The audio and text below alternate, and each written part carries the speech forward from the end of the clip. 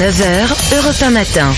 L'édito politique, tous les jours à 8h-10 sur Europe 1. Bonjour Judith Weintraub. Bonjour Alexandre, bonjour Marilyn. Bonjour Judith. Comme nous tous, j'imagine que vous allez regarder le défilé tout à l'heure, militaire sur les Champs-Élysées. À quoi vous attendez-vous ? Un spectacle qui en jette. Mmh. Pour son dernier 14 juillet de président, Emmanuel Macron a voulu faire grand effort. On vous l'a dit et redit, jamais autant de militaires n'ont participé au défilé. Ils seront plus de 7000. Il s'agit d'illustrer, ouvrez les guillemets, le réveil stratégique et militaire de la France. Avec l'Ukraine et Volodymyr Zelensky en majesté, à terre, dans les airs et aux côtés du président français sur la tribune d'honneur. Un peu à l'écart se tiendra la trentaine de chefs d'État et de gouvernement membres de la coalition des volontaires, chargés de veiller à la sécurité de l'Ukraine quand un cessez-le-feu aura enfin été signé. Tout a été conçu pour dérouler le même récit. La France est en première ligne d'une Europe redevenue continent de guerre. C'est aussi le message qu'a voulu faire passer Emmanuel Macron dans son dernier discours aux armées, hier midi. Il a dressé un bilan globalement positif de sa propre action dans le domaine de la défense. Le contraire eût été étonnant, tout en soulignant que ce n'était pas suffisant et que beaucoup restait à faire. Bon, ça veut dire un discours à la fois modeste et lucide alors. Oui, si vous voulez. Enfin, je dirais oui et non. Le récit présidentiel aurait été plus convaincant si le chef de l'État avait reconnu sa responsabilité dans les insuffisances qu'il a pointées. Emmanuel Macron met aujourd'hui en scène une France forte militairement, après s'être décidé à investir dans la défense tard et souvent à contretemps. Depuis 2017, la trajectoire budgétaire a été moins flamboyante que le discours. Tout a commencé, on s'en rappelle, avec la démission fracassante du général Pierre de Villiers. Oui.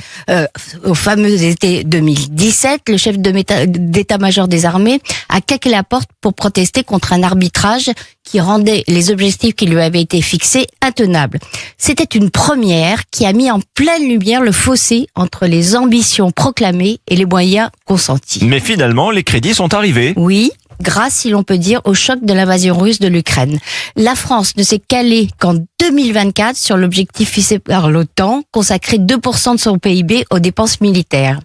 Alors, cette année-là, les dépenses sont montées à près de 59 milliards d'euros.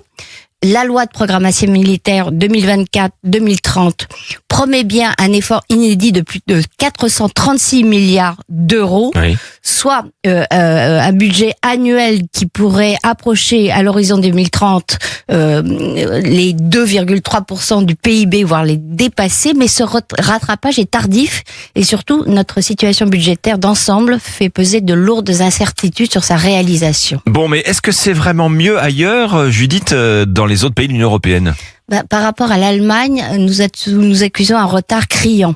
Elle a longtemps été montrée du doigt pour son sous-investissement, mais dès 2022, elle a fait un virage spectaculaire avec la création d'un fonds spécial de 100 milliards d'euros pour la Bundeswehr, en plus du budget ordinaire.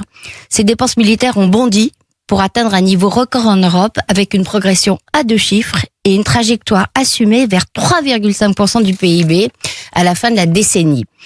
Emmanuel Macron annonce hier qu'il accélère la hausse du budget défense pour atteindre 67 milliards d'euros dès l'an prochain. Mais à Berlin, on accumule les milliards et les commandes sans surjouer la dramaturgie régalienne.